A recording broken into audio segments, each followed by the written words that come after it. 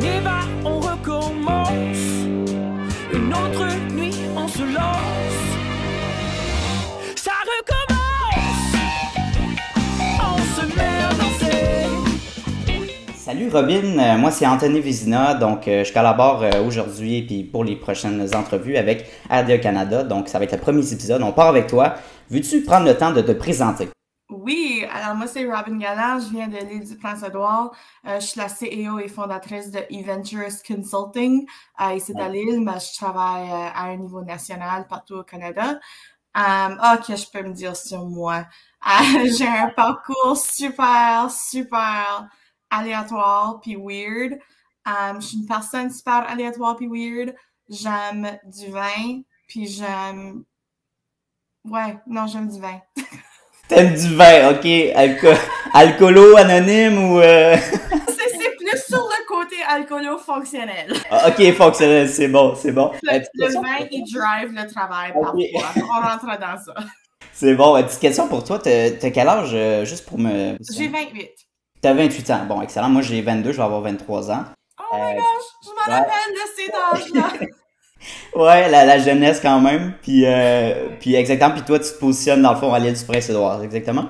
Ouais, je suis juste à côté de la ville capitale de Charlottetown. Il y a comme une petite ville à côté qui s'appelle Stratford. Alors, je suis juste là. On est juste à côté de Charlottetown. Cool. Puis t'es né là, j'imagine. T'as grandi dans cette... Je suis née actuellement au Nouveau-Brunswick. Mes parents viennent de l'île. Alors, ils ont un peu comme déménagé à la grande ville au Nouveau-Brunswick pour avoir leurs enfants. Puis ils ont décidé, hey, c'est pas pour nous autres. On s'en retourne à l'île. Alors, née au Nouveau-Brunswick, élevée à l'île.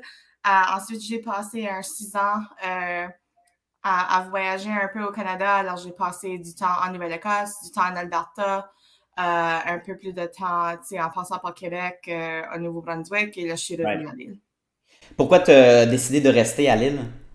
Ben, dans le fond, c'est que quand je suis retournée à l'île, je me disais que c'était pour une pause. J'avais fait un burn-out massif à l'âge de 24, puis je m'avais dit, OK, je vais retourner chez mes parents, je vais vivre chez mes parents.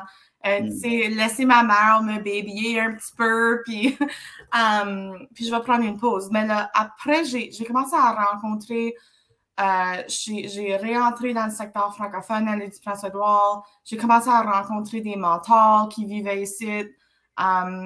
J'ai commencé à entertainer l'idée de la business que je voulais me lancer. Ça faisait des années, puis on parlera de ça certains.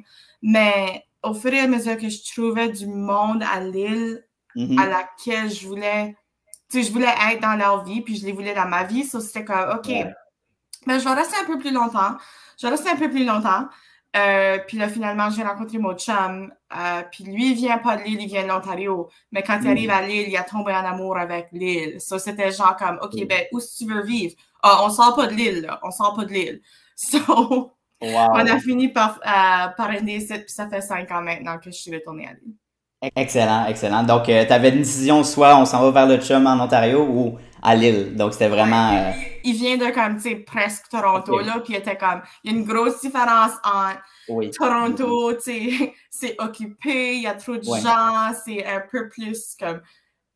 Les statistiques criminelles, la violence, où qu'on est à l'île, où ce qu'on connaît tous nos voisins, on est super sains et saufs, c'est lent, il n'y a pas de trafic, comme lui, il est en amour avec l'île. Ouais, la qualité de vie est rendue là, disons, là. Ouais, exactement. Donc, toi, tu sais, est-ce que toi, tu préfères vraiment... tu préfères la ville ou tu préfères plus la campagne, plus urbain? Ben, j'ai été élevée en région rurale, en campagne, dans la région évangélique, ici à l'île. On a 6 petites régions francophones à l'île, puis la plupart sont ruraux. Alors, moi, je suis élevée en campagne, mais je voulais tout le temps être comme une city girl, right? Alors, quand j'ai fait un peu mes voyages à travers du Canada, je vivais en ville ou j'aime beaucoup visiter des villes, j'aime beaucoup passer des temps dans des villes, mais à la fin de la journée, j'aime bien ma petite vie tranquille. Et de plus en plus, c'est après la pandémie, comme j'ai encore moins envie de sortir, puis j'approche 30, j'ai encore moins envie de sortir. Comme c'est vraiment là, je suis OK dans ma petite ville, bien quiet. OK, wow! Donc, le niveau de l'événementiel, coach d'affaires aussi que j'ai vu, conférencière, tu as plusieurs titres, c'est super cool. Puis ça fait 4 ans maintenant, ben, depuis 2017 que tu fais 5 ans même. Oui, j'ai commencé en 2017 à prendre des contrats en événementiel parce que qu'est-ce que je Ouais, faisais comme carrière? À travers l'université, j'ai entraîné pour être une gérante d'estrade pour le ok. Canadian Actors Equity Association. So, je travaillais en théâtre. Puis, tu sais, en théâtre, quand tu vois sur l'estrade, tu sais, un comédien entre les lumières, ça fait ouf, puis là, le son, il fait pack. C'est quelqu'un sur un headset en train de dire, tu sais, son, on y va, lumière, Hmm. on y va, comédien, on y va. Comme c'est ça, c'est la personne qui gère le show. Ouais. Mhm. Alors, c'est ça que j'étais entraînée à faire. Puis c'est pour ça que j'ai un peu voyagé partout à travers le Canada. Je travaillais en théâtre. Puis c'est pour ça que j'ai fait un burn-out. Alors, quand je suis revenue à Lille, j'ai pris une job comme une job normale. J'ai travaillé en immigration francophone.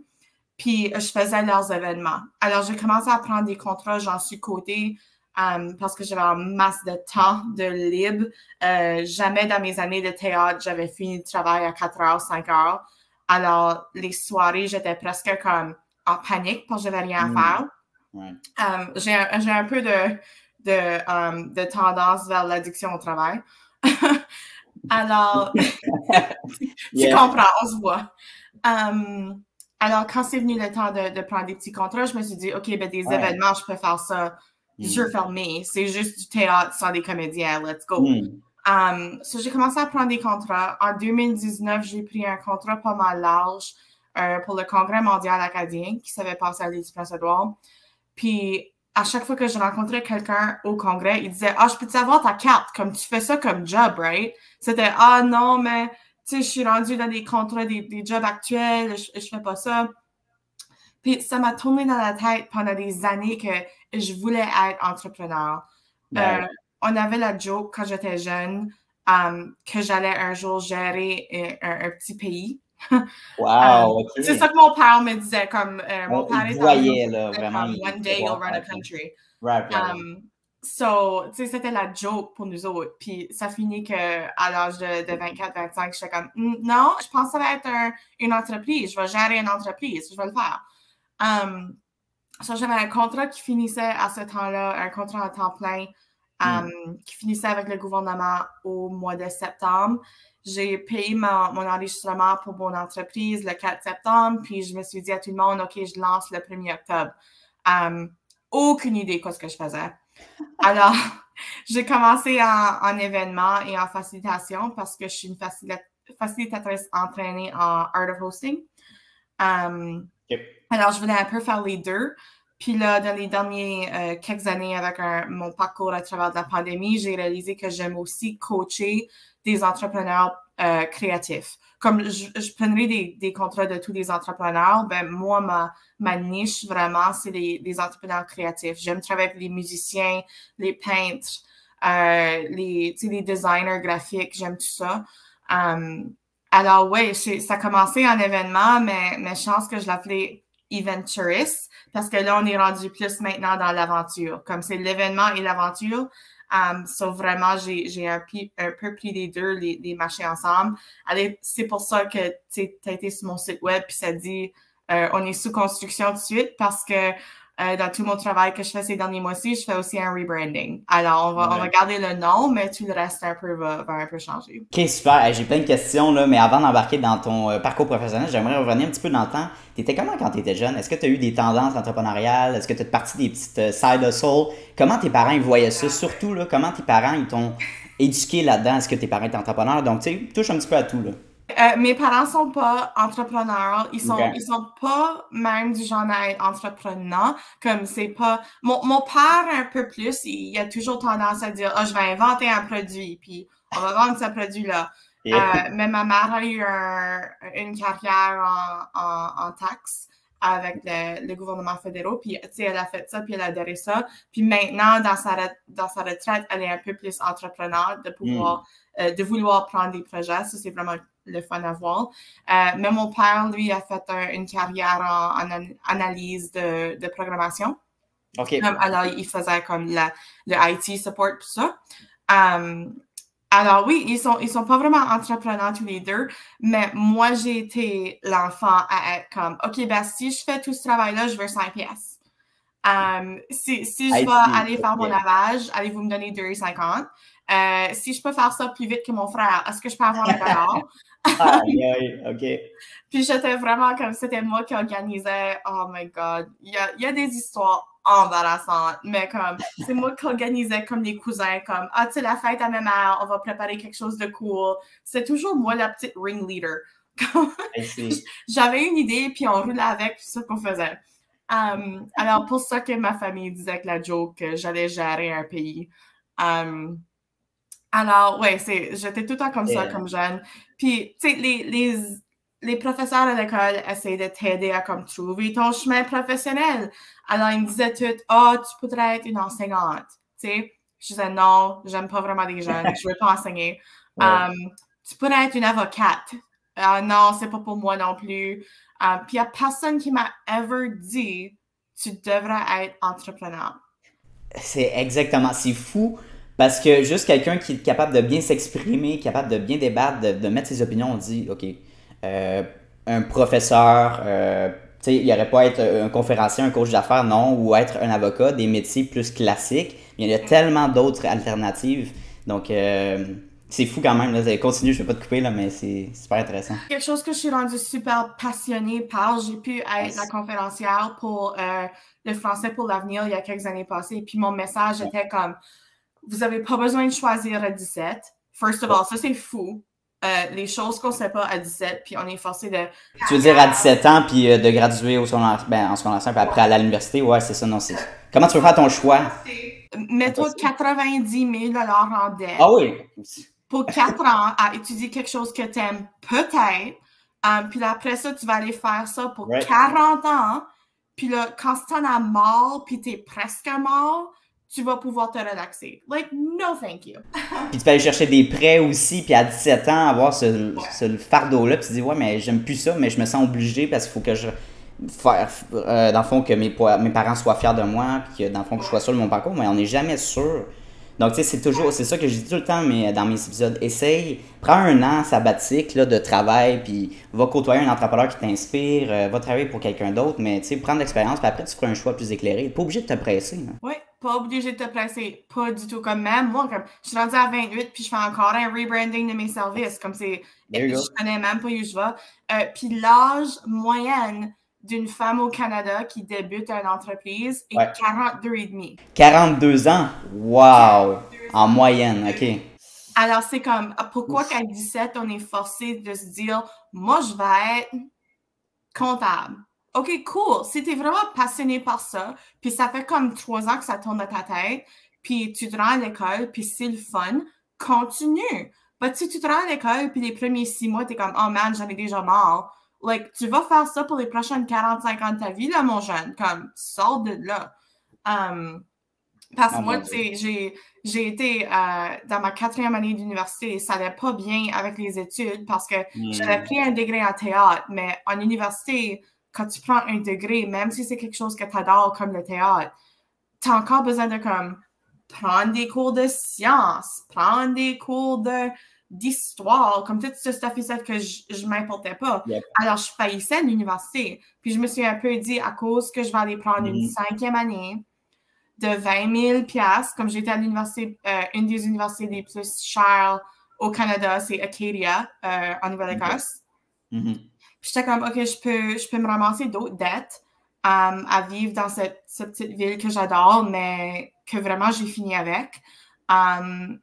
Ou que je peux aller commencer à travailler. Puis en théâtre, parce que l'industrie s'acharnait pas sur les degrés, j'ai pu aller travailler dans mon domaine, mais j'aurais pu faire ça à 18. T'sais, j'ai vraiment comme, j'ai eu d'autres compétences, oui, j'ai eu des connexions, j'ai eu du temps de développer une maturité puis un sens de travail, mais tout ce que j'ai eu de l'université, j'aurais pu avoir avec les bons mentors. J'ai vraiment juste utilisé l'université pour des mentors. Les rencontres que tu as faites. Oui, les rencontres, les connaissances que j'ai faites, les gens qui m'ont vu travailler en capacité étudiante puis qui ont dit, hey, like, tu sais, toi, tu l'as. Toi, tu peux continuer. Alors, vas-y fort. Alors, l'année que ma classe a gradué, tu sais, on était une classe en théâtre de comme, je sais pas, une trentaine ou une quarantaine, c'est une petite université. Puis 90% de ces gens-là ont été dans des jobs qui n'avaient rien à faire avec le théâtre, parce qu'ils avaient un degré universitaire. Tu sais, peut-être des jobs qu'ils aimaient, probablement des jobs qu'ils n'aimaient pas. Puis moi, tu sais, j'ai fait mon petit move drop out, puis j'ai été travailler en théâtre. Alors, ça montre que vraiment, les degrés sont pas... Puis les degrés sont essentiels si tu veux être médecin.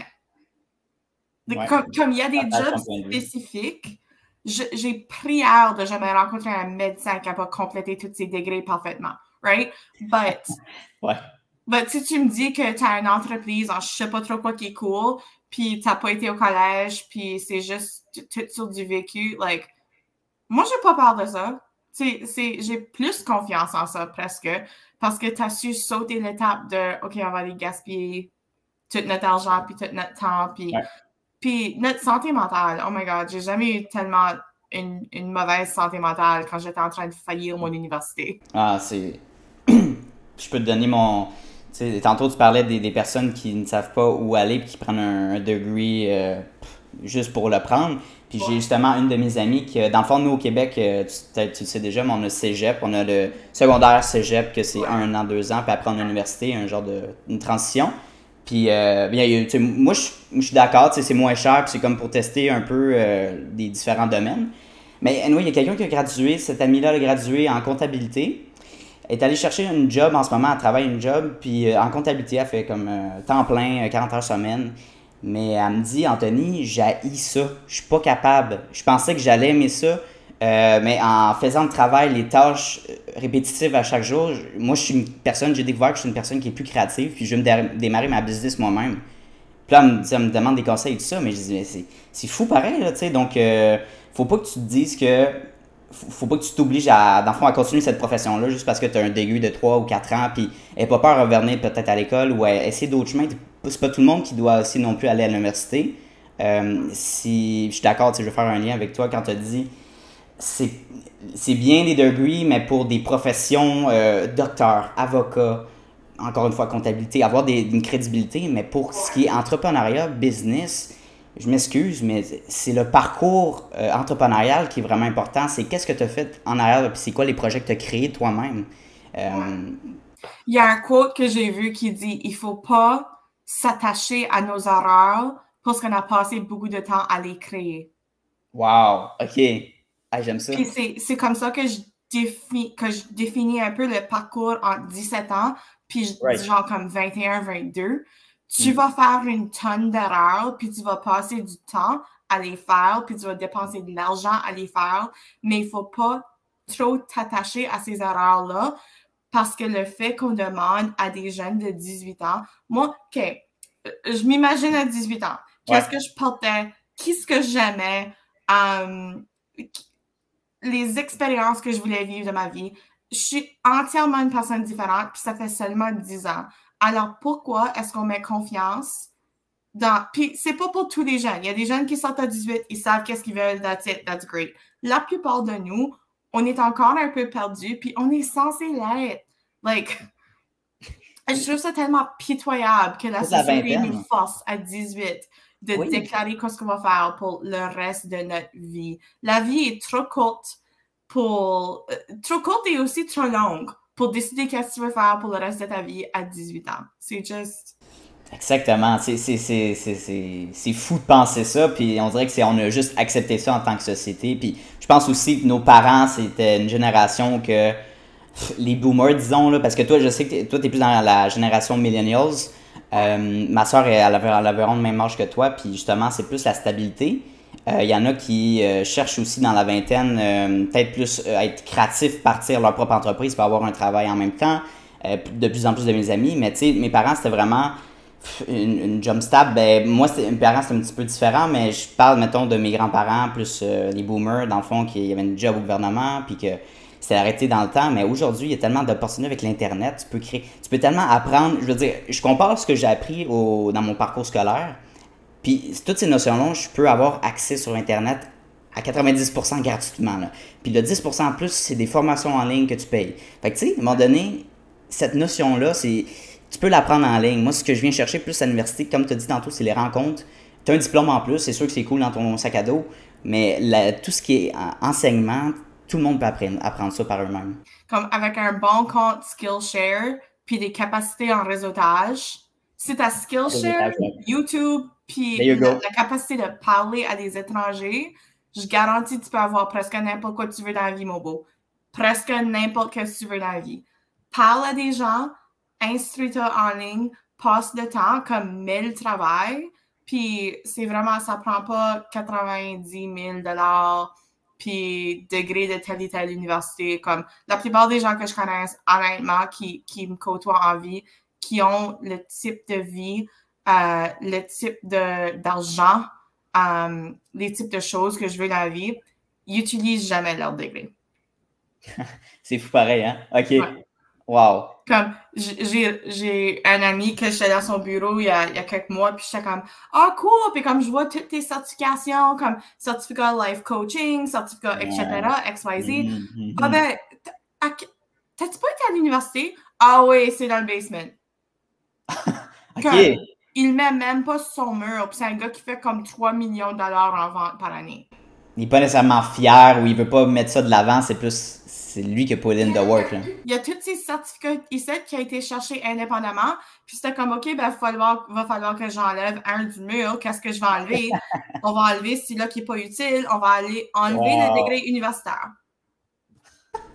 C'est incroyable. Aïe, aïe. Puis c'est fou, tu sais, je veux dire. Puis ça me fait penser, là, quand tu dis coach d'affaires, j'ai l'impression aussi que il y a beaucoup de personnes qui mettent ce titre-là, coach d'affaires, mais qui n'ont pas vraiment eu de background d'entrepreneur, puis qu'ils mettent ça parce qu'en ce moment, c'est populaire, c'est trendy. Est-ce que tu as vécu ça de tes clients, que c'est coach de vie, coach d'affaires, c'est un scam, c'est une fraude? Qu'est-ce que tu en penses de ça? Ben, il y en a qui m'approchent et qui disent comme, qu'est-ce que tu es pour être coach d'entrepreneur? Puis c'est honnêtement quelque chose, Anthony, que j'ai passé du temps avec. Quand j'ai contemplé comme ajouter ce service-là, c'est quelque chose que j'ai fait pendant un petit contrat avec Creative PEI, qui est une compagnie ici qui représente, ils sont le porte-parole de tous les secteurs créatifs à l'île du Prince-Édouard. Puis ils m'avaient embauché pour gérer une communauté de jeunes personnes qui avaient des idées d'entreprises créatives. OK. On avait embauché un coach d'entreprise comme une coach établie que, tu sais, elle a dans la cinquantaine, elle a des résultats, ça fait forever qu'elle fait ça. Alors, moi, j'ai appris d'elle comment coacher, puis je la watchais coacher les plus jeunes. Puis moi, je me suis dit comme, hey, je pourrais faire ça. Je comprends les concepts qu'elle explique, puis, tu sais, vraiment, le coaching entrepreneuriat, c'est moins compliqué sur le côté entrepreneurship. Like, c'est facile d'enregistrer une entreprise. C'est facile de s'asseoir là puis d'écrire un plan d'affaires. C'est pas du rocket science, là. C'est vraiment facile en fin de journée. Mais la chose qui est difficile, c'est d'entrer dans le mindset d'entrepreneur. C'est de te tenir responsable de show up à chaque jour. T'as pas de boss qui t'espère à 8h30, 9h du matin. Il faut que tu expectes toi-même à 8h30, 9h du matin.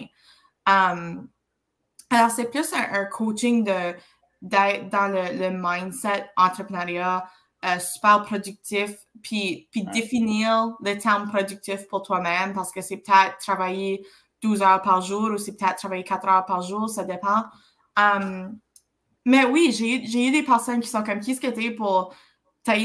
J'ai officiellement enregistré ma business en 2019. Comme, ça fait pas longtemps que je suis là. Ça fait forever que je prends des contrats.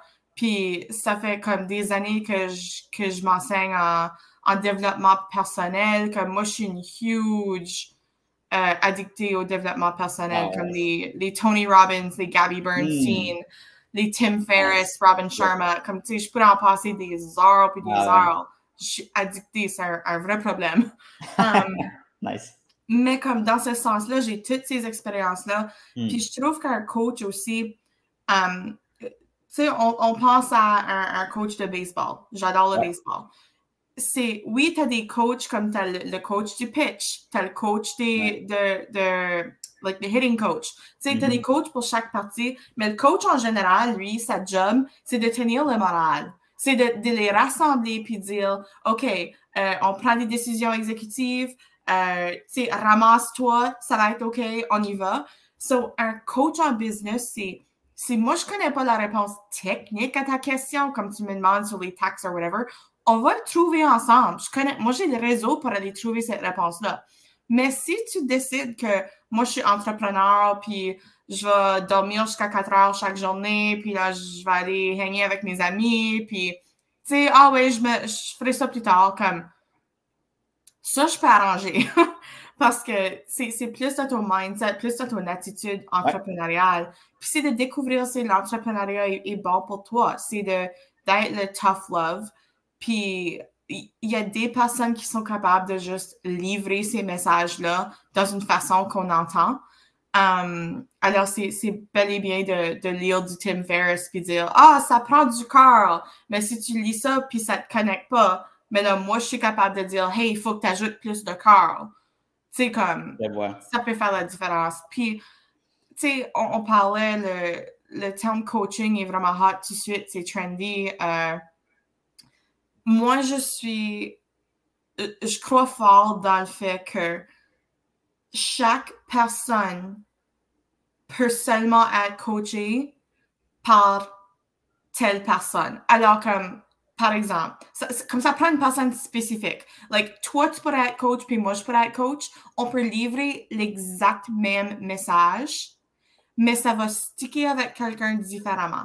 Alors, peut-être qu'il n'aime pas mon style, il n'aime pas mon approche, il n'aime pas la façon que je parle, il n'aime pas les jokes que je fais, ou whatever. Ça ne va pas résonner avec eux. Mais toi, tu veux l'approcher d'un différent angle, puis le monde va être comme « Oh my God, Anthony a dit ça, puis ça a vraiment stické. » Puis moi, je pourrais être là comme, je t'ai dit l'exact même affaire, mais c'est qu'on peut seulement, entendre ce qu'on va écouter. Puis c'est pas tout le monde qu'on va écouter, right? Oui, c'est ça. Même si c'est un peu saturé, le marché, comme, il y a personne qui est là qui a mon exacte personnalité, il y a personne qui est là qui a mes anecdotes, mes analogies. Alors, le coaching est tellement personnel. C'est exactement ça. Puis, tu sais, dans le passé, j'ai fait affaire avec des coachs que ça avait super bien fonctionné. La connexion était là. Il y en a d'autres, pas en tout. Ils ne me connectaient pas, n'avaient pas les mêmes ambitions, les mêmes intérêts, disons. Puis, au niveau des notions d'entrepreneuriat, tu sais, public speaking, développement personnel, ça reste les mêmes notions. C'est de la façon que tu l'approches, comme tu dis. La connexion humaine, chaque personne va être différente. C'est vraiment là, je pense, que tu peux amener ta plus-value, finalement. C'est ça qui est intéressant. Donc, c'est super pour toi. Là, tant mieux. C'est génial. Puis c'est le fun. Comme moi, il y a des journées que je passerai, tu sais, parce que j'ai les deux côtés. Il y a des journées que je vais passer en projet ou en événement, puis des journées que je vais passer en coaching. Les journées après projet et événement, oui, j'adore ce que je fais, mais je suis épuisée à la fin de la journée. Comme c'est rendu à 4h30, puis je demande à mon assistante, OK, j'ai-tu fini encore? Whereas que mes journées en coaching, c'est comme, OK, let's go, je suis fiery. Comme, qu'est-ce qu'on fait ce soir? Est-ce que j'ai d'autres clients? Alors, c'est une différente sorte de passion en coaching aussi que j'aime vraiment. Puis, ça me donne un autre avenue à m'améliorer aussi. Moi, je crois fermement que tout le monde qui coach a besoin de se faire coacher. Alors, moi, j'ai plusieurs coachs que je travaille avec. Puis, si moi, je ne suis pas la bonne coach pour toi, j'ai des amis qui coachent, puis je vais te les passer, puis je connais peut-être qu'est-ce que tu devrais faire, ou est-ce que ta prochaine étape, tu sais. Exactement, puis je voulais faire un point tantôt, là, quand tu as dit put in the work, tu sais, de mettre les heures nécessaires. Alors, moi, ce que j'ai remarqué depuis que j'ai démarré, là, ça fait maintenant 4 ans que je suis en affaires, puis les gens autour de moi, mes amis, ils disent « Ah ouais, moi aussi, je veux me partir d'une business, tu dois faire gros du cash, là, puis tu dois rouler sur l'argent. » Écoute, on n'est pas des millionnaires, là, c'est pas cette mentalité, mais le monde, il croit fermement que dès que tu portes ta business, tu es rendu riche instantanément dans les premiers mois, dans la première année, deuxième année, mais c'est pas vrai. Moi, ça a pris à peu près 2 ans et demi, 3 ans avant que je commence à faire du profit, puis que ça commence à être intéressant, tu sais, c'est parce que puis aussi ce qu'on parle pas, c'est faut que tu mettes tellement d'heures, puis c'est la solitude. Tu sais, que quand t'es rendu chez toi, puis que les caméras sont fermées, c'est là que le travail, puis là, tu dis, OK, c'est-tu vraiment fait pour moi, là? Là, ça, c'est un gros test mental que j'ai vécu, puis je pense que plusieurs entrepreneurs aussi ont vécu. Quand c'est chez toi puis les caméras sont fermées, là. OK, mon bureau, c'est dans notre chambre d'extra, comme je suis tout le temps chez moi. Tu sais, je porte un pyjama puis une blouse. Honnêtement, je fais ça toujours. Mais moi, je viens juste de passer je dirais probablement à 3 mois, de janvier à la fin mars. Ouais. J'ai travaillé chaque jour, like samedi au dimanche, like pas de week-end. Ça existe peut-être pas pour un temps en entrepreneuriat. J'ai travaillé des journées de 12 à 15 heures. Puis j'étais rendue à un point que mes amis, mes docteurs, mes parents, mon chum, ils étaient tous comme, OK, like, on est vraiment fiers de toi, but... Tu peux prendre un break, là. Alors, j'ai pris 2 jours off pour ma fête au mois de février. Hey. Puis, j'étais tellement rendue nerveuse que j'avais pris 2 jours off que j'avais une anxiété extrême le soir avant que j'ai retourné au travail. Parce que c'était comme, OK, qu'est-ce qu'il faut que je fasse pour refaire mes 48 heures perdues? Comme, c'est un peu une maladie. Hey, c'est pour ça que je dis que j'ai des tendances addiction au travail. Parce que on ne devrait pas compter un 48 heures passé sur son anniversaire perdu. Tu sais, comme un week-end extrêmement le fun. J'ai eu tellement de fun. Je me suis sentie tellement aimée puis tellement célébrée le whole week-end. Mais là, je t'ai rendu que c'était comme, OK, lundi, like, faut que je paye pour ça. But je vais dire qu'en même temps, les gens qui pensent que les entrepreneurs font tel et tel d'argent, j'ai pris, tu sais, à travers de mon parcours entrepreneurial, j'ai pris des gens à temps partiel, à travailler dans des magasins, à servir du café, à servir dans un bar, des petits contrats c'était là quand j'ai pu, pour me payer ma vie.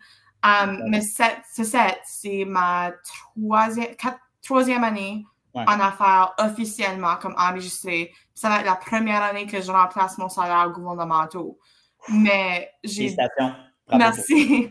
Mais comme j'ai dit, je suis rien que rendue là parce que les derniers 3-4 ans ont été comme l'enfer. Exact. Et je changerais peut-être pas beaucoup, comme je suis fière de ce que j'ai pu faire dans 3-4 mois pour me setter pour l'année. Ouais. Mais en même temps, comme tout de suite, je parle avec mes docteurs sur un thème du burn-out, comme, tu sais, aujourd'hui à 3 heures, j'ai un massage de bouquet parce que je commence à prendre du temps pour moi-même encore. Je passe pas mes soirées à travailler. Mes amis savent, ils viennent me chercher. On sort prendre un verre, comme, c'est vraiment de t'entourer aussi avec des bonnes personnes qui savent qu'il faut que tu travailles parfois des jours de 12 heures, mais que la plupart du temps, tu fais ça parce que tu as peur en entrepreneuriat. Il y a un côté de peur que les personnes qui sont entrepreneurs, on pense qu'on peut arranger cette peur-là. On peut la faire disparaître si on travaille plus. Puis c'est pas vrai. Tu vas encore avoir peur, tu vas juste avoir peur puis fatigué. Quand tu dis quelle sorte de peur que tu veux dire? Tu sais, j'ai en masse de contrats qui s'en viennent, beaucoup de projets, puis j'étais comme, OK, si je fais pas bon sur ces projets-là, j'aurai pas de projet après ça, comme l'argent va arrêter. J'ai peur que l'argent arrête. Spécialement quand on trouve un peu de succès comme entrepreneur, on a presque ce sens d'imposteur-là, que c'est comme, oh my God, ils vont me donner de l'argent, je peux actually payer mes bills. Qu'est-ce que c'est? Comme, est-ce que je vaux ça? Faut que je travaille plus fort pour prouver que je vaux ça. Puis on travaille, souvent on sous-estime, on se donne pas la valeur, on charge pas assez. Alors le travail que j'ai fait, disons que c'est un projet que j'ai dit au client, ah ouais, ça va me prendre 10 heures, je te charge ça. Le projet a actually pris comme 30 heures. Alors, où est-ce que je vais mettre ces extra 20 heures-là? C'est dans le 12 à 15, comme ces extra 3 heures-là par journée. Mais tu dis pas ça au client, tu les as chargés 10 heures, puis le taux horaire que tu as chargé était comme pas pire. Ben vraiment, j'aurais dû charger au moins 25 heures à triple le coût que j'ai chargé, comme vraiment. Alors, c'est tout un va-et-vient dans la tête d'un entrepreneur. Puis l'isolation aussi, comme tu as dit, j'étais rendue à un point, après quelques semaines de vivre right sit, que j'oubliais comment passer du temps avec du monde. C'est exactement ça. Puis je veux dire, je vais te poser cette question-là. Tu sais, pendant la pandémie, comment tu as vécu ça dans ton entreprise? Oh my God. Étant donné qu'on était plus ben, à la maison, évidemment. Là. Well, j'ai commencé en octobre 2019. Exact. J'ai eu un 5-6 mois phénoménal. Comme j'ai pogné des clients à Toronto, à Montréal, comme j'étais tout le temps en moyen de comme je vais voler ici de voir un client. J'étais occupée, j'avais comme un 50 000 en contrat que j'allais travailler dessus. Puis on arrive au mois de mars. J'étais actuellement en mission avec l'ID Canada à Montréal quand la pandémie a commencé. Mais moi, j'ai arrivé genre comme une semaine avant que le lockdown est arrivé. Okay. C'est en février ou mars ou quelque chose comme ça. Ouais, c'est au mois de mars, je pense que tout a fermé au Québec. Je pense que j'étais au Québec à la fin février, puis by the time j'ai arrivé, c'était comme tout le monde commence à parler de comme « Ah, tu sais, il y a une maladie, tu suis en Chine qui est vraiment pire, ah là, elle est rendue en Bretagne, ah là, elle s'en vient au Canada. Ouais. Ouais, puis là, j'étais comme pretty much juste événementiel. Comme ma compagnie a débuté en événementiel. C'est une pandémie. C'était le vendredi le 13 mars. Un vendredi le 13, bien sûr. Puis je faisais un événement. Puis à l'événement, c'est là qu'on avait vraiment comme tous les participants ont eu peur. Comme il y en a qui n'ont pas venu à l'événement.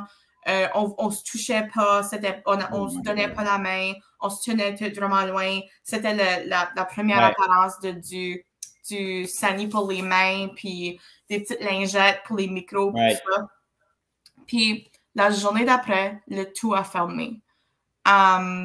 Puis moi, j'ai annulé. Ben, on se disait comme, ça va être comme 2 semaines, 1 mois. Alors, j'ai rien annulé. Après 1 mois, j'ai annulé comme des certains sites web que j'utilisais pour des promos ou whatever. Je sais comme, je vais pas payer ça pour tout de suite. On va mettre everything on hold. J'ai appliqué pour le CERB avec le gouvernement pour avoir un peu d'assurance emploi. Puis vraiment, il n'y avait rien à faire. J'ai essayé de trouver quelque chose que je pourrais faire en ligne. J'ai étudié du marketing sur Pinterest. J'ai étudié du marketing sur Instagram. Je me suis dit, OK, je vais me lancer en marketing.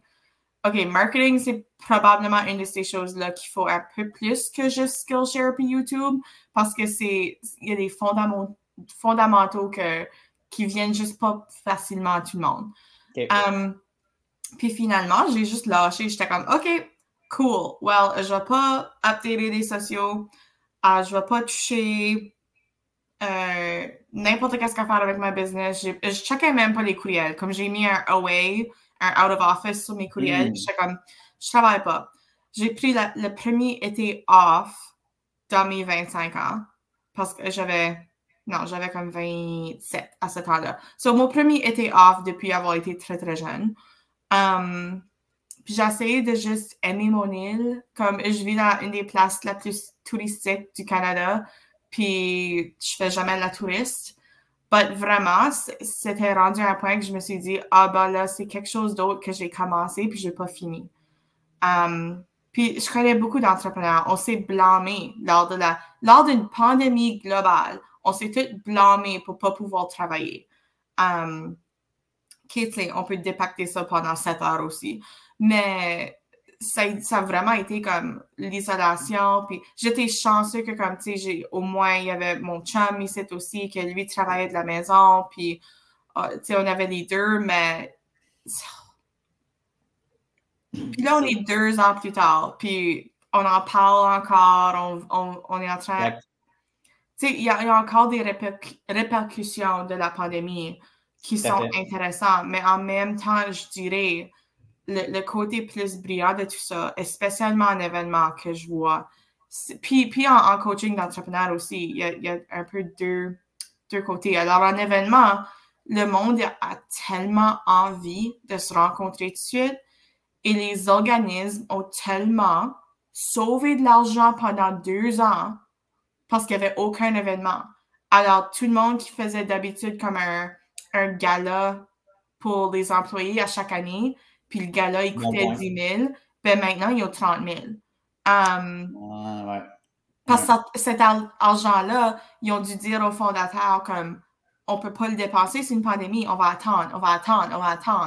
Alors, les grosses compagnies, les gros organismes ont beaucoup d'argent à dépenser tout de suite, puis ils ont des employés qui veulent se connecter. So, particulièrement à Lille, moi, je vois que c'est comme des staff parties, des galas, des fêtes pour la retraite, etc. Comme il y a beaucoup d'événements qui sont déclenchés. Puis sur le côté entrepreneurial, beaucoup de gens qui avaient un petit side hustle avant se sont dit, tu sais, j'ai pas aimé la réponse de soit mon gouvernement, soit mon employeur, soit la firme de comptabilité que je travaillais pour, tu sais, n'importe qui. J'ai pas aimé leur réponse lors de la pandémie à mon attitude envers qualité de vie. Alors, ils se disent, tu sais, je vais entrer en affaire pour moi-même. Alors, j'ai beaucoup de personnes dans la quarantaine, dans la cinquantaine, qui me disent, ben, j'ai toujours peinturé, puis voici ce que j'ai fait. Je pense que c'est pas mal bon. J'aimerais pouvoir vivre sur vendre mes peintures. Puis, tu sais, il y a plein de gens qui réalisent maintenant que la vie est courte, puis qui se donnent, ils prennent ce saut-là. Alors, dans les deux industries que je tourne autour, vraiment, la pandémie a été un catalyste, vraiment.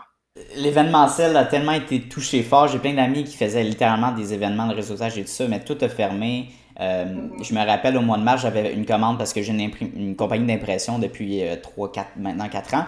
Puis j'ai fait une grosse commande pour un événement. Je l'avais remis le 14 mars. La journée d'après, événement annulé, cancellé. Fait qu'il avait passé une grosse commande de genre 300 chandails qu'ils ont dû comme donner ou je sais pas qu'est-ce qu'on fait avec. Mais c'est fou pareil de penser ça. Puis le fait le monde, ils veulent revoir, fait que tu sais, revoir le monde, dans le fond, d'avoir cette connexion-là entre humain et humain, d'aller voyager, de recommencer à voyager, d'aller faire des activités de réseautage, rencontrer des personnes, puis tu sais, une stratégie que j'ai pu penser personnellement, parce que moi, ça m'a affecté d'une certaine façon. Je venais d'aménager un appartement il y a 1 an.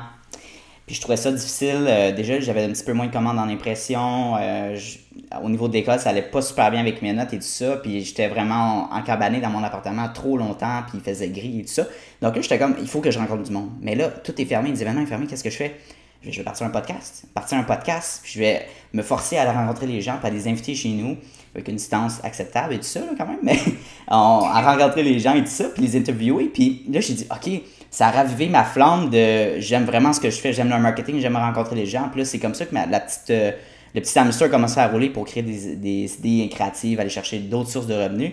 Mais je pense que ça part de l'humain est fait pour se connecter avec d'autres personnes. Il n'est pas fait pour être seul. C'est exactement ça. Puis, tu sais, l'entrepreneurship, les idées, les entreprises se bâtissent au niveau des relations personnelles. Si tu es capable d'aller chercher ces relations personnelles-là, tu vas pouvoir te bâtir une entreprise sur le personnel. Puis, je veux dire, comme, à moins que tu aies une entreprise en deep tech qui veut participer à des événements style Silicon Valley, tu es vraiment axé sur les relations personnelles en entreprise. Ça fait aucune différence quelle industrie que tu travailles dedans vraiment à la fin de la journée. C'est en podcasting, en marketing, en coach, en événement. Comme moi, j'ai plein de clients en événement qui disent « Ah, j'aime travailler avec toi parce que t'es le fun. » Je pensais pas que ma gérante d'événement pourrait être le fun, mais là, on s'amuse. Puis c'est comme, j'ai eu des contrats à cause de ma personnalité puis à cause de ces relations-là.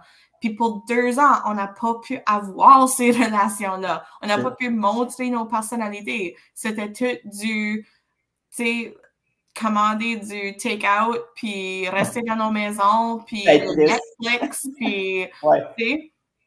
Alors, on est tellement embouteillés que maintenant, ça explose vraiment. Alors, le seul, j'essaie de garder le positif dans la pandémie, là, que je sais qui n'est pas possible pour tout le monde dans ces jours-ci, puis je respecte ça.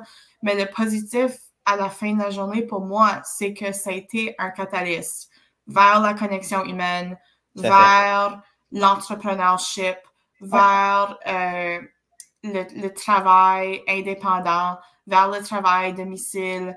On sait qu'on n'a plus besoin d'arriver à un bureau de 8 heures à 4 heures pour pouvoir travailler bien. Tu peux travailler de 10 heures à 2 heures puis accomplir plus si tu as moins de distractions.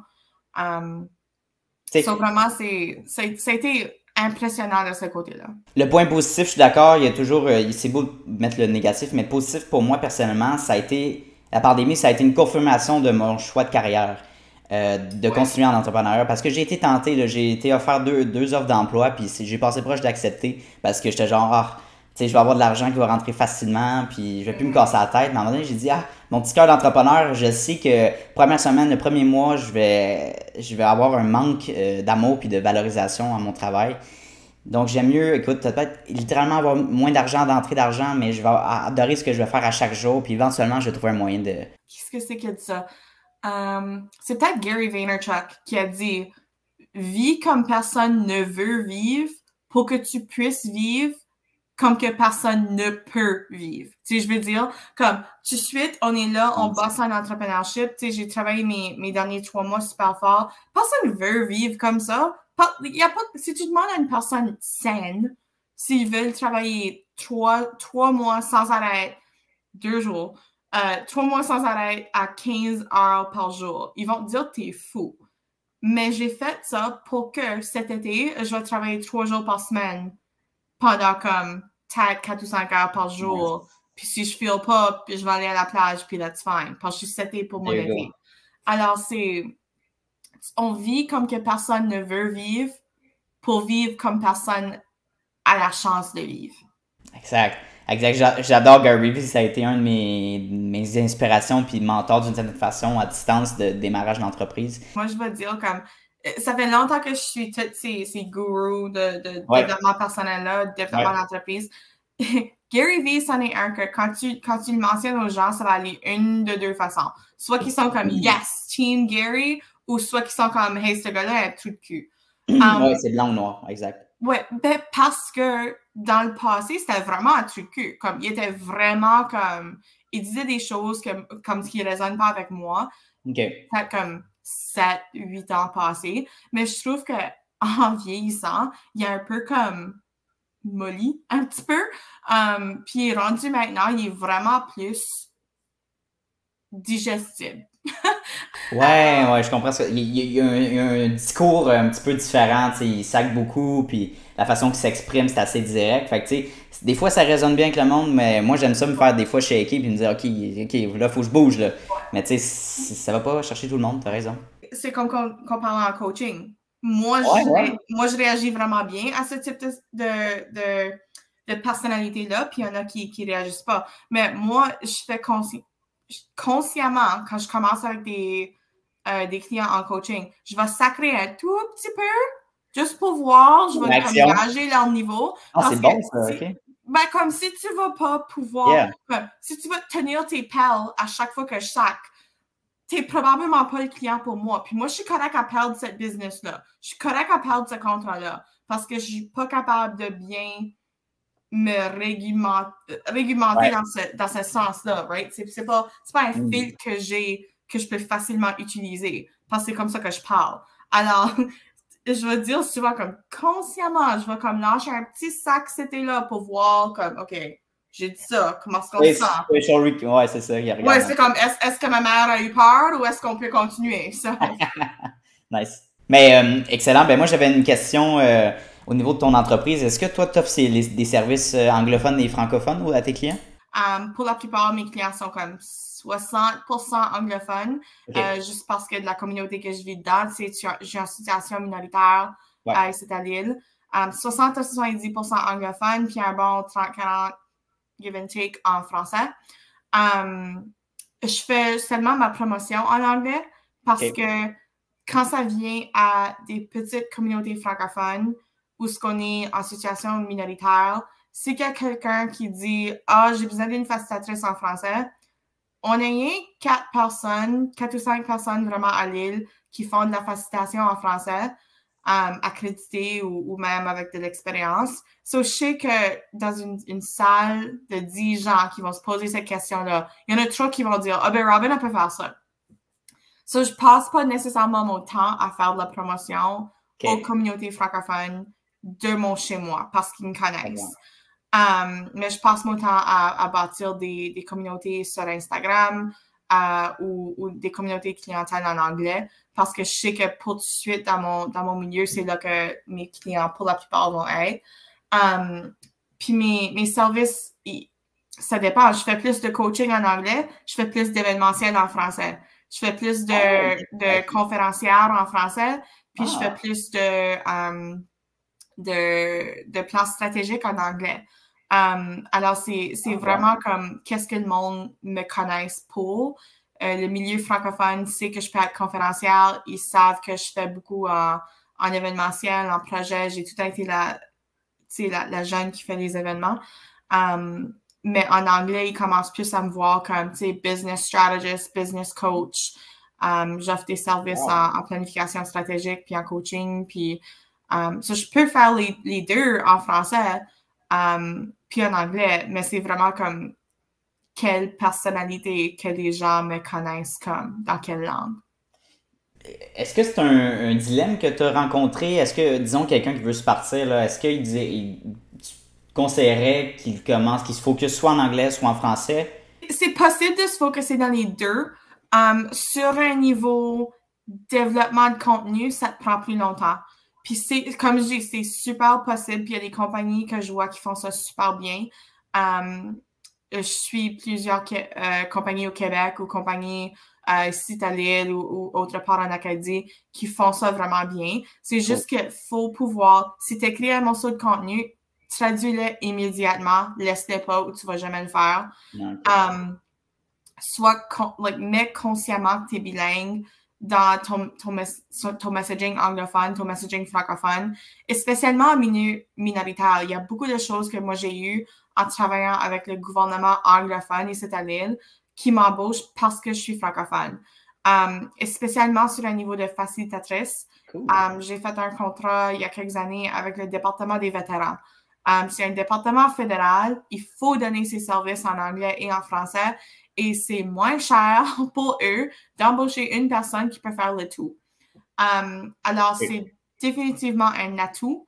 Ça prend juste plus longtemps et plus de raffinage, je dirais, dans tes mots. Parce que de faire si tu as un blog en anglais, ça va te prendre longtemps à traduire tout ton blog. Mais si tu as des captions Instagram de 3-4 lignes, c'est rien de le mettre en français ou en anglais, mettre des petits emojis, le remettre dans l'autre langue. Ça promouvoit que tu peux fonctionner dans les deux langues. Exact. Alors oui, c'est vraiment, il y a des différentes opportunités pour chaque langue. C'est exactement, je sais pas si tu avais remarqué au niveau des créateurs de contenu, mais là, moi, je vois de plus en plus, notamment sur YouTube, puis aussi des coachs, des entrepreneurs qui font du contenu, disons, qui sont des Américains, contenu américain. Ils vont le traduire en espagnol, ils vont le traduire en portugais, en arabique, en français, tu sais, pour aller toucher le plus d'audience possible dans le monde. Puis je trouve ça intéressant, c'est le même type de contenu, même extrait, mais avec un traducteur qui traduit la voix. Donc, tu sais, je pense que c'est intéressant, mais c'est sûr que, évidemment, ça prend plus de temps, plus d'argent. Si tu fais ça tout seul à un moment donné, il faut que tu commences à déléguer. Ça m'amène à cette question-là, le délèguement, le délégage de tâches. J'ai vu sur ton Instagram que tu avais engagé Amy, ton assistante, je me souviens plus du Amy Wright, je pense, je me souviens plus. Emma Wright, ok. Wright Trudy. Donc, est-ce qu'elle travaille encore avec toi? Je suis allé voir son profil, je pense qu'elle est actrice dans le domaine des arts et tout ça. Alors, elle travaille pour moi pour un autre 24 heures. Quand on enregistre ça, elle est la mienne jusqu'à demain. Demain, c'est sa dernière journée avec moi. Parce que elle, avec la pandémie, puis, tu sais, elle est actrice très célèbre au Canada. Elle fait beaucoup de festivals. Elle vient de Stratford en Ontario, puis elle travaille aussi à l'île du Prince-Édouard. Elle sera dans Anne of Green Gables cette année à Charlottetown. Puis quand la pandémie a frappé, elle a commencé à travailler pour moi juste au mois de janvier de cette année. OK. Parce qu'elle disait, tu sais, je suis pas certaine avec qu'est-ce qui va se passer dans le théâtre, whatever, puis j'ai vraiment besoin d'un autre job, comme est-ce qu'il y a quelqu'un qui embauche, tu sais? Puis j'ai dit, hey, regarde, moi j'ai besoin de l'aide, j'ai jamais eu un assistant, but je peux te dire quoi faire, puis on peut s'arranger entre nous deux. So, on s'est arrangé, puis ça a été super, super bien. C'était bien au point que quand elle a été embauchée au théâtre, puis elle a malheureusement dû me dire qu'elle quittait. Puis je l'adore, je suis tellement contente pour elle. Comme no hard feelings at all. Comme je suis vraiment, vraiment contente pour Ouais. elle. C'est juste plus comme, oh my God, que je vais faire. Mais j'ai ma nouvelle assistante, Alicia, qui va débuter lundi. Ça va commencer avec moi lundi. Cool. Mais c'est vraiment, elle m'a montré que j'ai besoin d'une assistante à Right. ce point-ci dans ma vie. Puis moi, je suis pas une personne qui est bonne au délégage. ça a été tout un apprentissage les derniers quelques mois. Emma s'occupait plus de mes médias sociaux, ma présence en ligne, à m'aider avec du contenu. Comme moi, j'écrivais le contenu pour des clients, puis elle le formatait, tu sais, des choses comme ça. Puis je fais vraiment un mouvement avec ma nouvelle assistante envers une assistante exécutive ainsi que personnelle. Alors, tu sais, j'ai un voyage d'une semaine au Québec professionnel qui s'en vient. J'avais besoin de l'aide à comme les itinéraires de vol, les hôtels, etc. Comme c'est toutes des choses que j'ai pu la donner. Communication avec mes clients, juste au niveau de comme, c'est mon horaire, mon horaire, vraiment, mon calendrier. Je suis rendue à un point, il faut me booker comme d'habitude 2-3 semaines à l'avance. Alors, pour moi, de passer 15 minutes au téléphone avec le client en train de comme, comment ça va? OK, on peut-tu booker ton rendez-vous maintenant? Comme, on utilise des programmes comme Calendly ou Google Calendar, tout ça. Mais juste quelqu'un pour le gérer puis dire, OK, il y a quelqu'un qui t'envoie un courriel qui te veut pour le 10 octobre. T'es occupé le 10 octobre. Moi, j'ai pas besoin de prendre les 10 minutes à faire la réplique au client. Comme elle peut juste faire ça puis dealer avec sans que moi, j'ai même eu besoin de le voir, tu sais. Puis juste à un niveau personnel aussi, comme, tu sais, je parlais je suis en mode comme self-care, anti-burnout tout de suite. Je fais beaucoup de acupuncture, je fais beaucoup de massages, comme des choses comme ça pour comme enlever la tension. Excuse-moi, la cuisine aussi, je crois. J'ai vu que tu étais assez passionnée par... Ça, c'est mon temps pour moi, aller cuisiner. Mais juste avoir mon assistante qui peut être comme, OK, ben moi, je sais dans ton horaire que tu es occupé avec tes clients le lundi, mardi, alors je vais aller te booker un massage le mercredi. Wow. Ouais, alors c'est nice dans ce sens-là. Puis juste, moi je suis pas diagnostiquée, mais on est en train de trouver le diagnostic du TDAH, le ADHD. Parce que moi, si je vois que j'ai un client à 3 heures, c'est comme, OK, je peux travailler jusqu'à 2h30. Non, faut que tu travailles jusqu'à 2, faut que tu ailles te préparer, faut que tu partes. Tu vas oublier ton rouge à lèvres, so tu vas rentrer à la maison, aller chercher ton rouge à lèvres, puis là, partir. So, d'avoir mon assistante qui peut être comme, OK, t'as quoi 3 heures, il est 2 heures, as-tu fini de travailler encore? Like, va te préparer. So, c'est vraiment quelqu'un pour me gérer moi. Puis enlever un peu cette load mentale-là.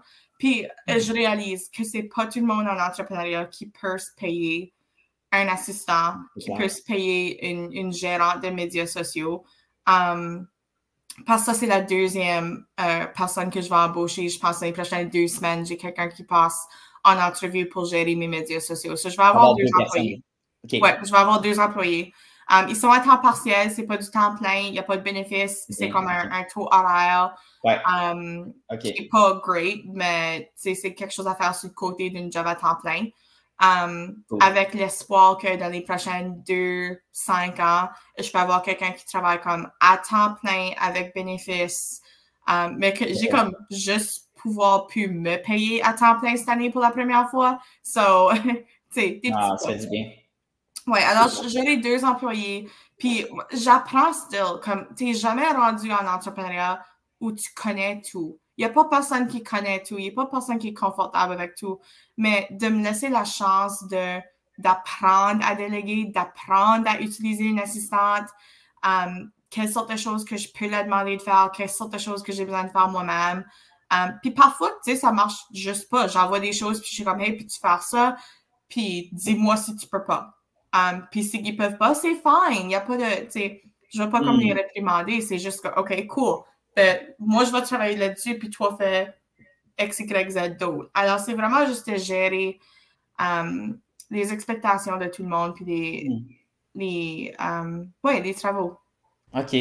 C'est ça, parce que j'étais en questionnement en ce moment, j'étais en recherche d'un assistant ou une assistante de créatrice de contenu, tu sais, répondre aux courriels, puis juste m'assister mon horaire et tout ça. Ouais. Puis, tu sais, je me demande, c'est quoi au niveau de tes critères quand tu engages quelqu'un, c'est quoi, mettons, les 3 ou 4 choses que tu veux absolument avoir chez cette personne-là qui va pouvoir t'assister, là? Parce que je suis toute une personnalité. Moi, ça descend à la personnalité de quelqu'un. J'ai découvert lors du processus d'entrevue, juste personnellement, je préférais avoir une assistante qui est aussi une femme pour moi, ou une femme ou femme identifiante, ou comme, tu sais, toutes les définitions possibles de féminité. Mais c'est vraiment quelqu'un qui pouvait matcher mon énergie féminine. Vraiment quelque chose que je voulais en assistance. J'ai besoin de quelqu'un qui peut rire, qui peut joker, qui peut pas nous prendre au sérieux. Comme oui, quand on parle à des clients ou whatever, on est un peu plus sérieux, ou quand il y a quelque chose de terrible qui arrive, on est un peu plus sérieux. Mais moi, j'ai besoin de rire dans ma journée. Je pourrais jamais je peux pas avoir quelqu'un qui va me garder avec des gros yeux ou qu'est-ce que tu veux que je fasse. Comme j'ai besoin de quelqu'un confiante, quelqu'un excité à propos de la vie. J'ai aussi trouvé que j'ai besoin de quelqu'un qui rentre qui aime le hype du développement personnel comme moi. Tu sais, j'ai passé à une entrevue une fille, puis elle était, tu sais, super fine, mais quand j'ai mentionné les Tony Robbins, Tim Ferriss, Gabby Bernstein, Glennon Doyle, elle m'a un peu regardé comme « Ah, j'ai jamais entendu ces noms-là! » Puis c'est comme « Oh! » OK. Oh. Je vais te rappeler dans 2 semaines. Call me, I'll call you. Ouais, mais c'est ça. elle était super fine, puis je suis certaine qu'elle serait parfaite pour, tu sais, quelqu'un qui n'est pas dans le coaching qui aurait besoin d'un assistant, quelqu'un qui a pas cette personnalité-là et cette drive-là de vouloir. Puis peut-être que j'aurais pu essayer de l'apprendre, tu sais, peut-être que j'aurais pu, si elle aurait été la meilleure candidate à part de ça, je l'aurais pris, puis je l'aurais comme passé tous mes livres. Hey, lis-les, essaye, tu sais. Mais c'est vraiment quelqu'un qui peut matcher mon vibe. Puis là, juste des petites choses comme préférablement bilingue. Ma nouvelle assistante a pu lire le français puis a pu en parler un peu, alors c'est super utile pour mes courriels. Quelqu'un qui... Tous mes notes, je l'envoie par recording audio. OK. Puis je parle super vite. Puis nous autres, on est accoutumés parce que nous autres, on est francophones. Comme toi, tu me comprends, là. Ben, j'espère que tu me comprends. Oh, ben oui, super bien. Mais spécialement en anglais, comme ils parlent un peu plus lentement en anglais d'habitude. Moi, je suis considérée quelqu'un qui parle hyper vite. Tu sais, ça... So, parfois, si quelqu'un de ma vie est anglophone, comme... Ben, pas nécessairement anglophone. Il y a plein d'anglophones qui comprennent quand je parle super vite. Mais j'ai besoin qu'ils soient capables de ça parce que j'envoie tous mes notes par recording audio ou par vidéo. So, like, j'ai pas le temps de le faire une deuxième fois si je parle trop vite. Ouais, puis juste quelqu'un qui a comme pas peur de prendre l'initiative, spécialement quand ça vient à mon calendrier. Tu sais, c'est qu'il quelques semaines passées, j'ai eu comme un horaire de conflit que j'avais 2 clients en même temps, mais Emma a pu comme contacter l'autre client sans me demander, juste contacter nos clients, les mover. J'ai comme jamais su, vraiment. Comme elle m'a compté par après, comme « Ah, tu étais supposé les rencontrer mardi, tu les rencontres le jeudi, parce que mardi, tu étais déjà booké. » So, des petites choses comme ça que juste enlever le load mental et la responsabilité mentale de quelques affaires clés dans ma vie. Comme c'est encore moi qui ai besoin de faire le coaching, écrire le matériel, écrire les plans stratégiques, faire toute la logistique pour les événements, mais vraiment d'avoir quelqu'un qui fait les logistiques pour ma vie. Alors, c'est pour ça que c'est une assistante exécutive, mais elle est aussi une assistante personnelle. C'est de faire les rendez-vous au médecin ou de me rappeler qu'il faut que j'aille chercher mon dry cleaning.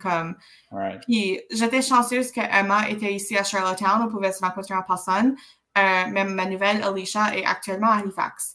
So, ça sera plus à un niveau virtuel, mais on l'a seté avec tous les systèmes qu'elle a besoin pour entrer dans mon entreprise. Chaque partie de mon entreprise se retrouve en ligne. Alors, il y a aucunement de choses que, comme si je perdais mon laptop demain, mon entreprise a pas mal du tout. Comme, je vais m'acheter un nouveau laptop, puis that's it. il n'y a rien de privé ou de perso qui est juste sur mon laptop. C'est tout en Google Drive, en Notion, en Trello, tu sais.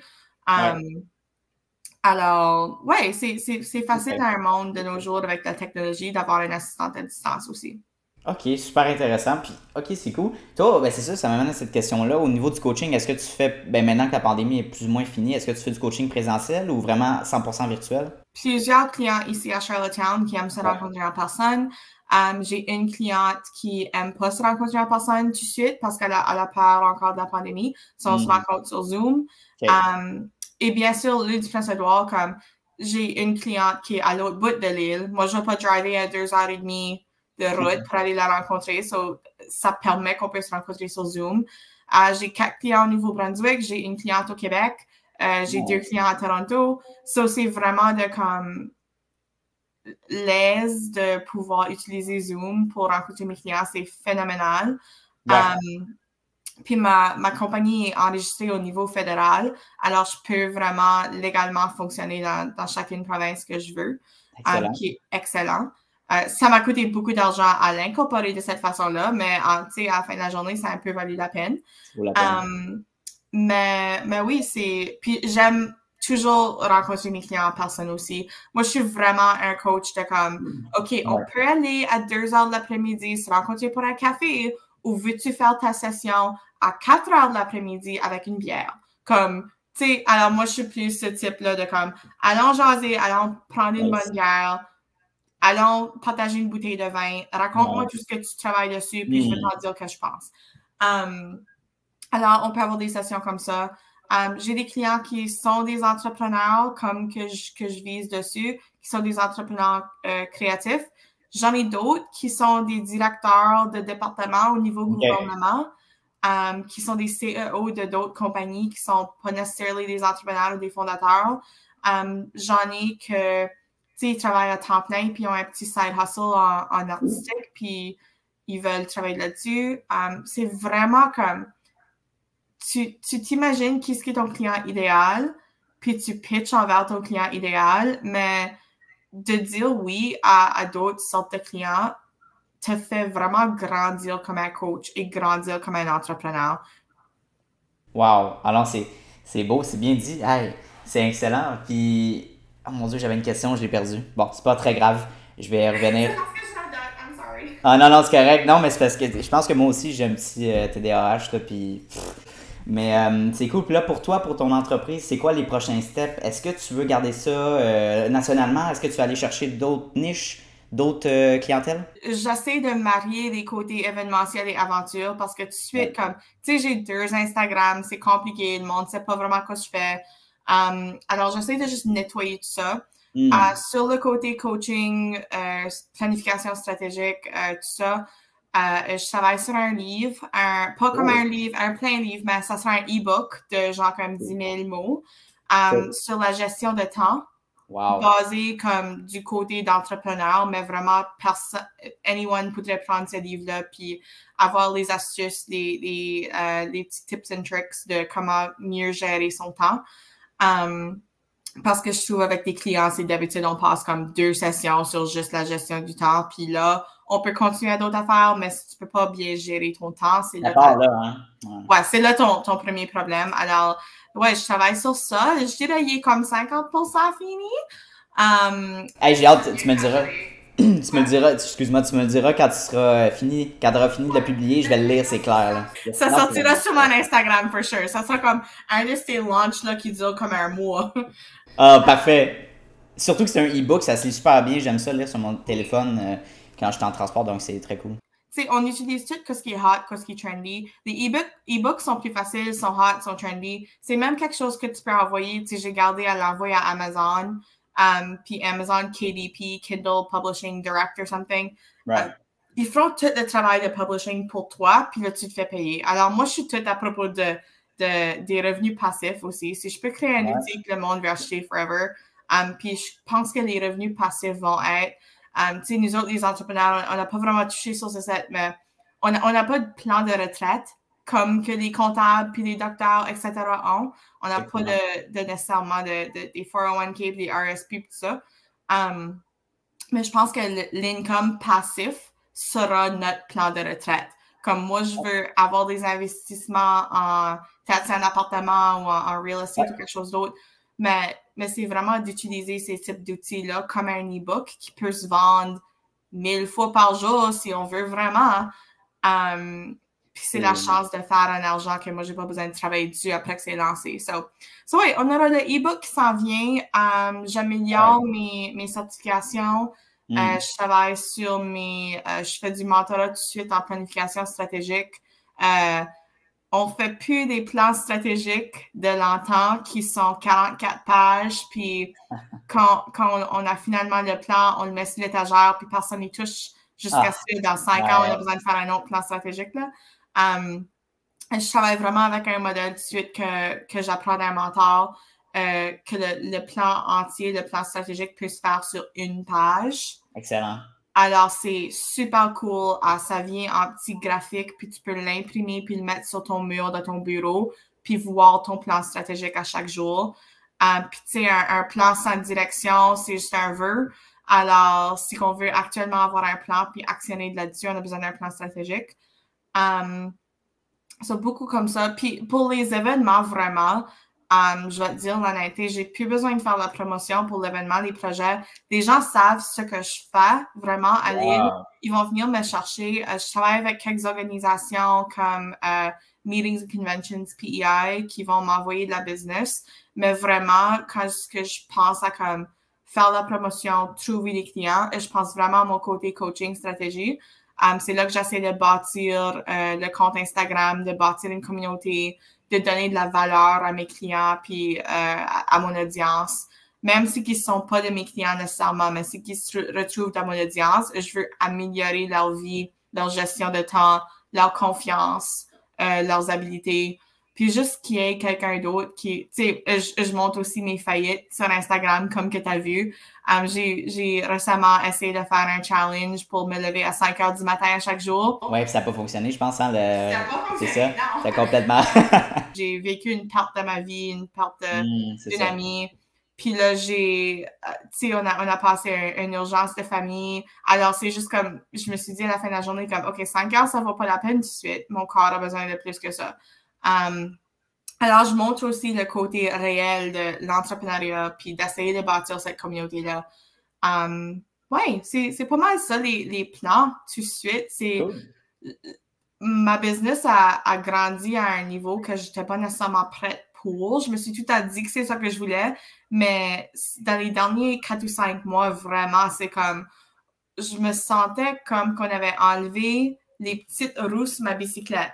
Tu sais, les petites training wheels, comme je les ai plus, on les a enlevés. Aller, là. On m'a laissé aller, puis on m'a pas dit qu'on me laissait aller, puis là, on est rendu presque au mois de mai, puis c'est comme, OK, well, je suis still debout. So, il y a quelque chose qui va pas mal.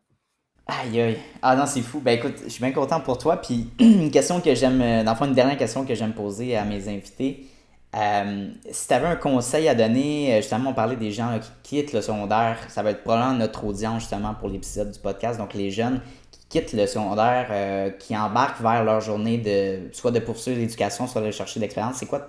Qu'est-ce que tu leur dirais? C'est une bonne question. Trouver des mentors. Okay. Trouver les personnes dont vous enviez leur vie. Si tu es entouré de personnes que tu dis, il n'y a pas une personne ici que je voudrais leur vie, comme... Puis c'est pas pour être négatif à propos de leur vie et leur parcours, mais quand je pense aux gens que moi je dis, hey, oh my God, j'aimerais pouvoir faire ce que tu fais ou vivre comme que tu vis, comme trouve quelqu'un à qui t'envies leur vie, tu veux vivre leur vie. Et c'est un règlement qu'on entend toujours. Tu deviens le plus comme les 5 personnes avec qui tu passes le plus de temps. Ça inclut les 5 personnes qui t'écoutent le plus en podcast, les 5 personnes qui t'écoutent le plus sur YouTube, sur Skillshare, les 5 personnes que tu lis le plus. Et comme, tu sais, c'est vraiment, vraiment essentiel. Moi, j'ai perdu plusieurs amis dans mon parcours entrepreneurial parce que tu te rends compte à un point que en travaillant sur toi, puis honnête, si tu es entouré de personnes qui ne travaillent pas sur eux, c'est tellement un drag.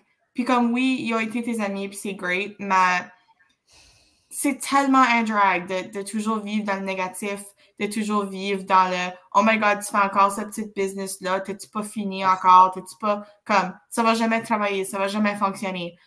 T'as pas de place pour ça dans ta vie.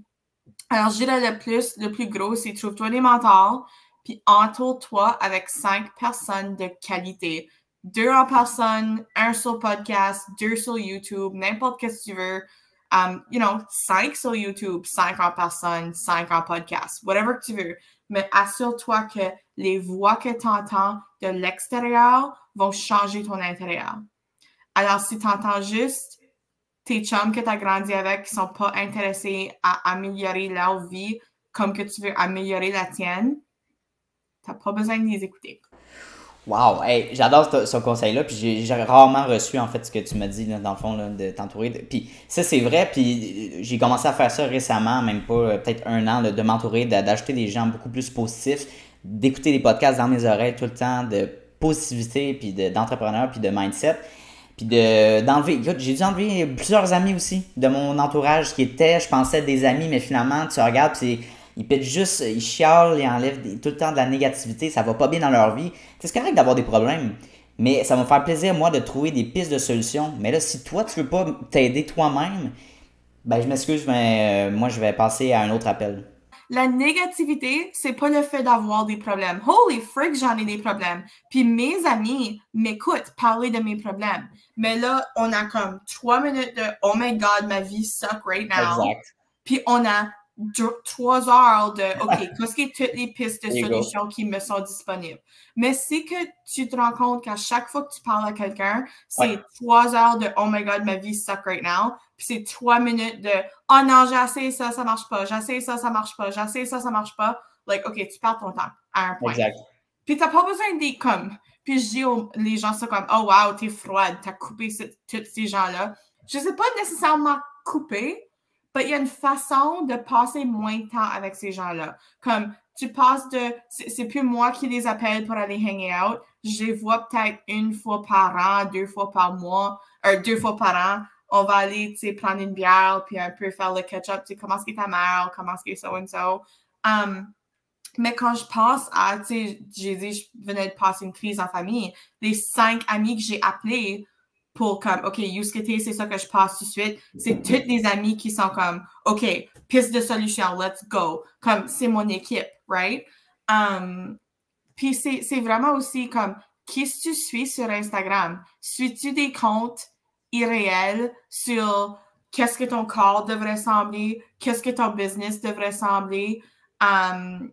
Quelle sorte de personne que tu devrais être, quelle sorte d'argent que tu devrais avoir, ou est-ce que tu suis des personnes qui sont réelles, qui vont te montrer leur faillite, qui vont te donner des conseils, t'aider à améliorer comme ton esprit, toi-même, ta voix intérieure. Ta voix intérieure devient ce que tu entends de l'extérieur. Alors, je suis sûr et certain de bien sauvegarder, de bien protéger cette voix intérieure-là. Wow! Aïe, aïe, merci beaucoup. Écoute, ça fait déjà 1h24 qu'on discute ensemble. C'est pas pire. Ouais, mais let's go. Mais c'est ça qui est le fun, c'est ça qui est naturel, tu sais. Il y a des gens qui font des podcasts que c'est plus straight, qu'ils ont des questions et tout ça, des lignes directrices. Moi, c'est plus, on parle de ton background, de ton parcours d'entrepreneur, puis quel genre de personne que tu es devenu aujourd'hui. Puis, tu sais, on a parlé de plein de passions et tout ça. Donc, beaucoup plus naturel. Donc, je suis bien content de t'avoir rencontré aujourd'hui, Robin. Puis voilà, si on peut se refaire peut-être une autre discussion dans 1 an, moi c'est ça que j'aime faire, tu sais, voir c'est quoi la différence, tu sais, il y a 1 an, quoi de nouveau dans ta vie, donc ça me fait plaisir de parler juste, tu sais, pour le fun personnellement, si ça te tente. J'adorerais ça serait le fun. Puis je suis certain que maintenant qu'on se stalk tous les deux sur Instagram, on va jaser anyway. 100%, écoute, même si on peut collaborer aussi sur d'autres projets, ça me fait plaisir, puis... Super. Ben écoute, juste avant qu'on quitte, j'aimerais te poser une petite question, donc salut tout le monde, puis on se revoit dans un nouvel épisode. Alors, ben oui, écoute, ça annonce déjà la fin de cet bel épisode. Je sais que t'en voulais plus, mais ne t'inquiète pas, on se retrouve très bientôt dans un nouvel épisode avec une nouvelle invitée, vraiment avec des différents backgrounds. On va t'amener beaucoup de contenu et je crois que ça va t'intéresser encore plus. C'est grâce à toi qui nous écoute en ce moment qu'on peut développer des beaux projets comme ça, puis de partager ma passion pour l'entrepreneuriat, d'avoir des belles discussions aussi profondes que ça dans ce beau médium qui s'appelle le podcast. C'est donc de discuter avec des gens de différentes communautés, de différentes cultures. C'est ça qui me passionne. Et bien sûr, d'échanger sur la business, le monde des affaires et de l'entrepreneuriat.